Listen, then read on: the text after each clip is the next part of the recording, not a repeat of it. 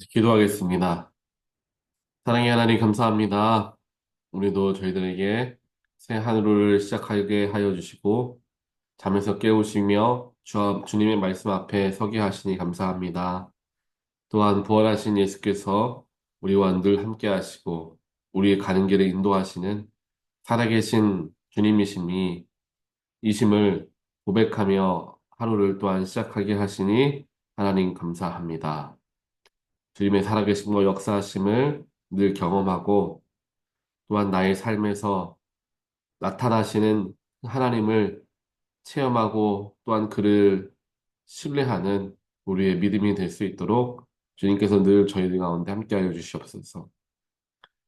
고난과 역경의 십자가였지만 그 끝은 부활의 기쁨이요 영광이었음을 저희들 기억하며 때로 우리에게 허락되어지는 어려움과 문제와 역경 속에서도 좌절하거나 낙심하지 않게 하시고 그 속에서 끝까지 인내함을 통하여 주님 허락하여 주시는 놀라운 영광을 입으며 나아가는 저희들이 될 수 있도록 하나님께서 축복하여 주시옵소서.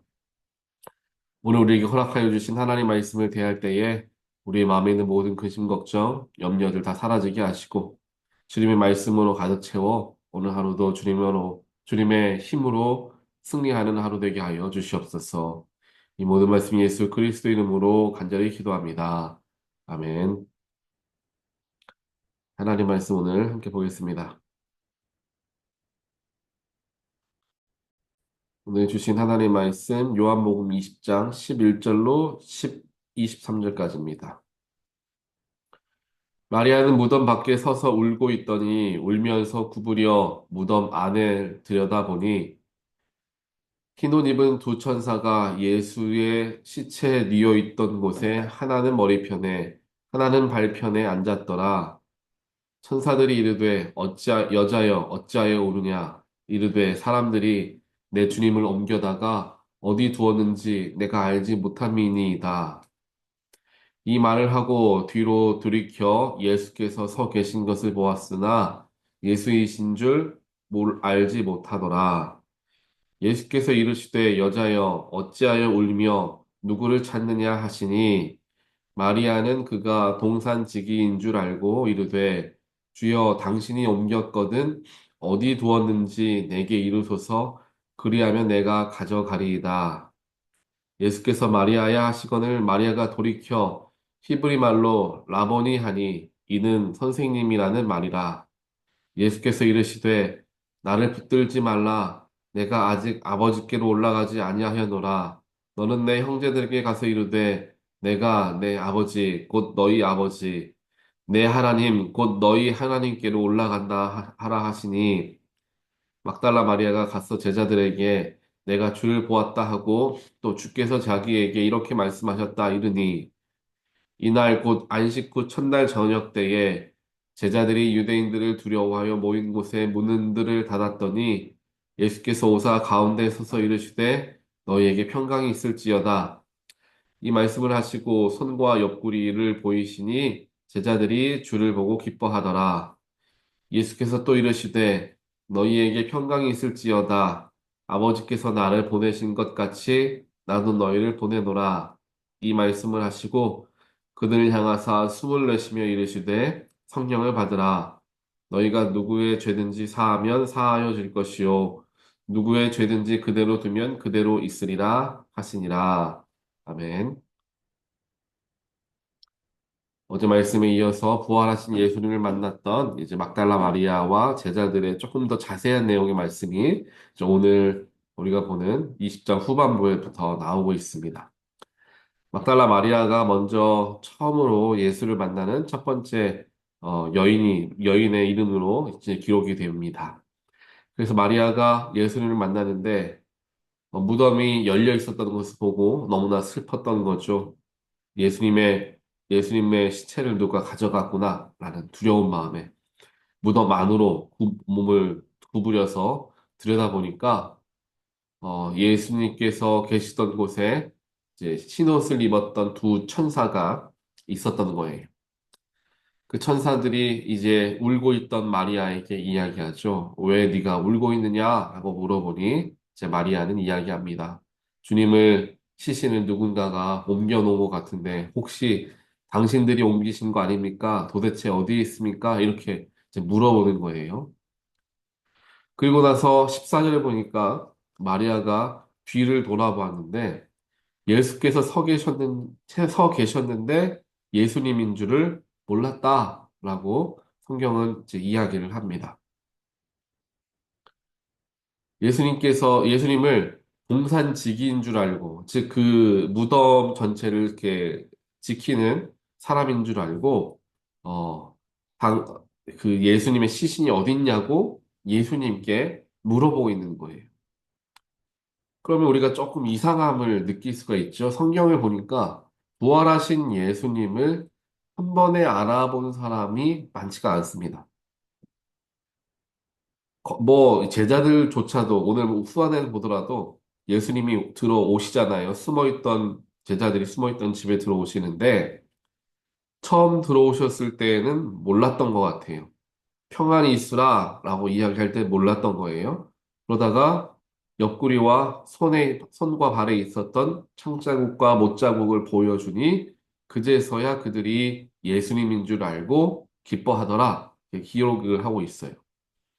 막달라 마리아도 예수님과 대화를 하고 있는데도 예수님이 동산지기인 줄 알고 착각을 하고 있었던 거예요. 엠마오로 향하던 두 제자도 예수님과 한참을 얘기했는데도 그분이 예수님인 줄을 몰랐던 거예요. 조금 이상하다라는 것입니다. 아무리 사람의 기억력이 좀 그렇다 하더라도 예수님이 돌아가신 지 며칠 되지 않은 상황이잖아요. 뭐 2, 3일밖에 지나지 않았는데 예수님을 몰라볼 수는 없지 않습니까? 여기 막달라 마리아는 예수님과 굉장히 가까이 지내면서 예수님을 사모하던 인물이었는데 그 여인이 예수님을 몰라볼 일은 없을 것 같습니다. 그렇다면 부활하신 예수님과 이전에 살아계실 때 예수님의 모습이 달랐기 때문에 그들이 그걸 알아보지 못했다라는 것을 우리는 생각해 볼 수가 있어요. 그래서 부활하신 모습과 육신의 모습은 다를 수 있다라는 것을 우리가 생각하는 거죠. 우리 역시 이제 육신의 몸을 입고 있지만 나중에 이제 부활을 하게 되어서 이제 영의 모습을 입게 되면 육신의 모습 때와는 다른 형태를 이제 지니고 있을 수도 있겠죠. 하지만 그 속에서 물론 뭐 예수님에게서도 못자국 있고 창자국이 있었던 것처럼 그 속에 남겨진 생전에 그런 흔적들은 남겨져 있을 수 있겠지만 사람들이 몰라볼 수도 있다라는 거예요. 사람들이 몰라볼 수도 있다. 그 이야기는 결국에 예수님께서 육신으로서 살아셨던 것과 영의 예수님의 모습이 달라지게 되었던 것. 즉, 우리의 육신에서 바라보는 모습과 영으로서 느껴지는 모습이 다르다라는 것을 성경을 통해서 증거가 되어지고 있다라는 것입니다. 즉, 우리가 눈으로 보는 육의 세계와 영으로 보는 영의 세계는 다르다라는 거예요. 육신으로 보았을 때는 누구든지 알아챕니다. 아, 이 사람이 예수님이구나. 이 사람은 누구이구나. 육신의 눈으로 보면은 육신을 알아챕니다. 누구나 다 아는 거예요. 그런데 영의 눈은 누구나 다 알 수 있는 게 아닙니다. 영적으로 볼 수 있는 사람만 그분이 예수님인 줄 알았던 거예요. 영의 것은 아무나 볼 수 있는 게 아니라는 것입니다. 육신의 눈은 온 인간이 장애가 있지 않은 이상 다들 눈을 가지고 있기 때문에 똑같은 것을 볼 수 있습니다. 아무런 노력을 하지 않아도 똑같이 볼 수 있어요.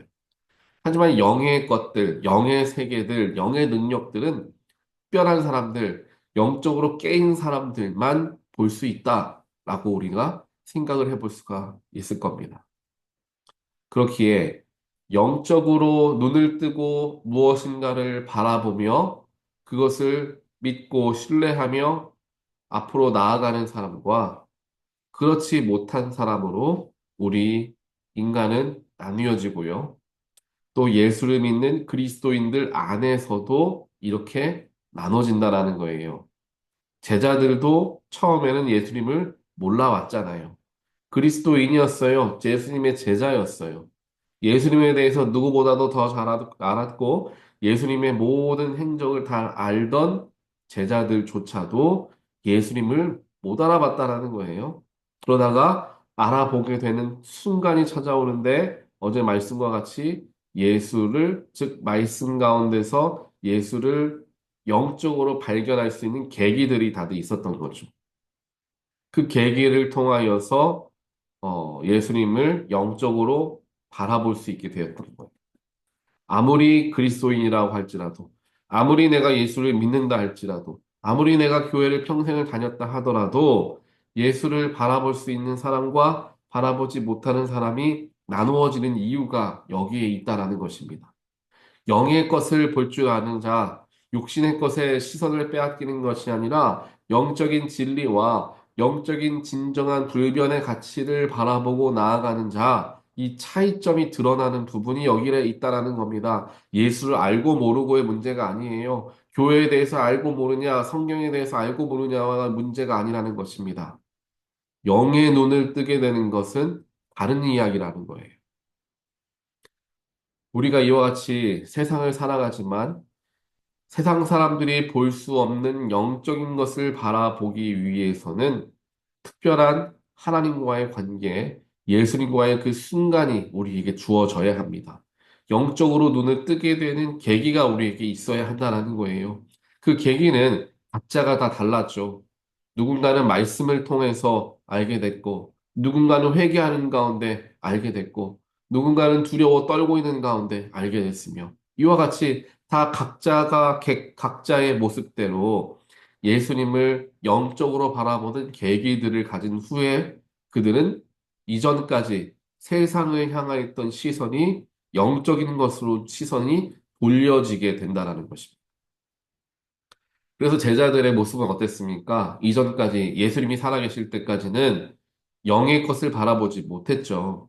육신의 것을 바라보았습니다. 그래서 예수님이 왕이 되시면 내가 예수님의 오른편에 이 친구가 예수님의 왼편에 앉게 해주십시오. 부모님까지 데려와가지고 엄마 아빠 데려와가지고 그렇게 얘기하지 않습니까? 그 정도로 제자들조차도 육신의 것을 바라보는 사람들이었다가 특별한 계기를 가지고 각자가 예수를 영적으로 바라보는 영의 세계를 바라보는 눈을 뜨게 되었을 때 그들은 어떤 삶을 살아갑니까? 세상 사람들과 다른 삶을 살아가죠. 세상 사람들처럼 살아간다면 높아지는 것, 권력을 얻는 것, 명예를 얻는 것, 부를 쌓는 것들을 추구하며 살아갔겠죠. 하지만 영의 눈을 뜨다 보니까 내려놓는 것, 포기하는 것, 용서하는 것, 복음을 선포하는 것, 생명을 살리는 것, 그 영적인 것에 모든 시선이 쏠리게 되고 모든 삶의 에너지가 그것을 향하여 쓰이게 되었다라는 거예요. 결국에 그렇게 되다가 하다가 고초를 당하기도 하고 죽임을 당한 인물들도 있었다라는 것입니다. 하지만 그럼에도 불구하고 그 길을 간 이유는 무엇입니까? 그것이 진짜 분명한 진리라는 것, 그것을 쫓아 살아가는 것이 나에게 주어진 소명이라는 것을 분명하게 깨우쳤기 때문에 영의 것을 바라보게 되는 순간 영의 모든 마음을 쏟고 그 길로 따라 나아갔다는 거예요. 세상 사람들은 가끔씩 이해하지 못하는 것들이 있습니다. 특별하게 선교사님들이라든지 삶의 모든 것들을 내려놓고 예수를 쫓아 살아가기로 작정한 분들의 모습, 뭐 목회자가 될 수 있겠고요. 또 여러 가지 평신도 중에서도 사명을 감당하시는 분들을 보면서 저분은 어떻게 그럴 수 있을까? 참 어떻게 저 모든 걸 다 내려놓고 저 길을 갈 수 있을까? 라는 생각이 할 때가 있습니다. 그게 바로 오늘 말씀에서 우리는 답을 찾을 수가 있는 거죠. 영적인 것을 바라보고 영의 세계에 눈을 뜨는 순간들이 찾아왔기 때문에 물론 아무리 하나님께 모든 걸 다 맡기겠다고 생각하고 살아가는 사람들이다 할지라도 아직은 육신의 모습을, 인간의 담- 육신으로 살아가고 있기 때문에 정욕은 살아남을 수 있죠. 계속해서 내 정욕과 싸워야 되는 길들은 남겨져 있겠지만, 그래도 바라보는 방향이 달라진다는 거죠. 그래서 오늘 말씀에서 제자들도 이와 같이 영의 것을 바라보는 순간, 이전까지는 못 봤지만 영의 것을 바라보는 순간 이제 예수님께서 생각하신 거죠. 네, 이제 너희들이 소명을 감당할 때가 왔다. 그러면서 제자들에게 너희들은 이제 가서 복음을 전하라, 나를 전하라 라고 말씀하시며 성령을 허락하여 주시죠. 사랑하는 성도 여러분, 예수의 일들을 또한 하나님께서 이 땅에서 역사하시는 모든 영적인 것들을 분별하고 바라볼 수 있는 그런 눈을 갖기 위해서 우리 개개인들에게 특별한 순간들이 필요합니다. 그리고 그 특별한 순간들은 한 번 했으니까 되는 게 아니라 매일같이 반복적으로 일어나야 하는 일들입니다. 인간은 연약하기 때문이에요. 사도 바울도 이야기하지 않습니까? 내가 매일 죽노라. 한 번 죽었으니까 난 평생 죽은 사람처럼 쭉 살아갈 수 있겠다가 아니라는 거예요. 매일 나를 죽이지 않으면 내 속에 매일같이 정욕이 올라오고 매일같이 육신의 생각이 올라오니 나는 매일 나를 죽여야 한다. 사도 바울조차 그렇게 이야기하는데 우리는 매일이 아니라 매 순간 내가 나를 죽여야 되는 거예요. 내 육신의 정욕을 죽이고, 내 교만을 죽이고, 내 욕심과 내 높아지려는 마음을 죽이고, 남들에게 인정받으려는 마음 죽이고, 남들에게 사랑받으려는 마음 죽이고, 계속해서 죽여 나아가는 과정들을 함을 통하여 우리가 진정으로 예수님이 걸어가셨던 그 길을 깨닫게 되는 거고, 그 길을 나도 함께 걸어갈 수 있는 용기가 생긴다는 거예요. 세상에 완전히 시선이 묶여 있는 사람은 아우 저렇게는 못 살지. 예수님처럼 어떻게 살아? 아 예수님이 아니라 저렇게 예수님 믿고 예수님 일만 하는 사람들 보면서 아우 어떻게 난 저렇게는 못해. 라는 생각이 드는 거라는 거죠. 그게 왜 그렇습니까? 아직 영의 그 부분을 경험해보지 못했기 때문에 그렇다라는 거예요. 그러니까 두려운 마음과 하고 싶지도 않고 나는 그렇게까지는 하고 싶지 않아라고 하면 스스로가 선을 긋는 일들이 있죠. 그러면 이제 예수님과 같이 있는 제자들과 같이 살아가긴 하지만 예수님을 영적으로 부활하신 예수님을 바라볼 수 있는 눈은 갖지 못하는 그러한 반쪽짜리 신앙생활을 할 수밖에 없다라는 것입니다. 그렇기에 그러한 주님을 바라볼 줄 알고 영의 것을 바라볼 수 있는 그러한 계기를 내가 갖고 또 매일같이 내 스스로를 다스리고 조절함을 통하여서 주님 가신 그 길, 또 그 십자가의 그 길, 영의 것을 얻는 그 길, 그 길에 동참하고자 나의 삶을 또한 나의 가진 것을 나의 자아를 내려놓는 일들을 하게 될 때 우리가 잃어버리는 것 같지만 오히려 더 큰 것을 얻게 되는 놀라운 축복을 경험하게 되리라 믿습니다. 제자들이 이전보다 훨씬 더 힘들게 이제부터는 살아가요. 이제까지는 예수님과 같이 있었기 때문에 그래도 할 만했어요. 하지만 이 이후부터는 이렇게 제자들이 각자 흩어지게 돼서 각자가 따로따로 사역을 하게 되는 일들도 생기죠. 그러면서 더 많은 고초를 겪게 되고 죽임까지 당하게 되는 더 힘든 일, 즉 죽시대의 눈으로 봤을 때에는 더 힘든 일을 그들이 하러 나아가지만 그들은 힘들다, 어렵다가 아니라 감사하다, 기쁘다, 은혜롭다 라는 마음으로 그 길을 나아갔던 것을 기억하시면서 그것은 내가 해봐야겠다, 할 수 없다. 내가 하는 게 아니라는 거예요. 내가 영의 눈을 뜨고 내가 주와 함께 동행함을 통하여 주님이 하게끔 하시며 또한 그것을 그 영의 세계를 바라보니 할 수 있게 된다라는 것이죠. 그래서 우리 그리스도 기독교 신앙은 평안하고 감사하고 기쁘고 예수 믿으니까 복되고 이 길을 가라는 곳이 기독교 신앙이 아니라는 것을 우리가 기억하고 기독교 신앙의 핵심은 십자가의 길, 내려놓고 포기하고 예수의 사랑을 전하는 삶을 살아가는 그 길이 좁은 길이다 할지라도 예수를 쫓아 나아가는 그것이 기독교의 핵심임을 우리 한번 사순절의 기간에 다시 한번 생각하심을 통하여서 정말 더 낮아지고 겸손해지며 영의 것을 분별하게 되는 저와 여러분이 되시기를 주님의 이름으로 간절히 축원드립니다. 같이 기도하겠습니다. 사랑의 하나님 감사합니다. 오늘 부활하신 예수를 많은 사람들이 보았지만 누군가는 알아보고 누군가는 알아보지 못하는 그러한 일들을 보면서 어떻게 우리는 예수를 영적으로 바라볼 수 있을까? 또 영의 것을 우리가 어떻게 분별할 수 있을까 다시 한번 생각하게 해 보시니 하나님 감사합니다. 우리의 부족함과 연약함을 아시는 주님, 날마다 우리 육신의 정욕을 내려놓고 내 교만과 내 욕심을 죽여야 하는 우리의 삶을 불쌍히 여기시고 성령께서 늘 저희와 동행하여 주시어서 우리가 내 욕심에 이끌려 다니는 그러한 불쌍한 삶을 살아가지 않게 하시고 변하지 않는 영의 것을 쫓아 나의 삶을 온전하게 드리게 되는 그 놀라운 그 길에 동참하게 되는 주님의 백성들 될 수 있도록 하나님께서 축복하여 주시옵소서. 이 모든 말씀 예수 그리스도 이름으로 기도합니다. 아멘.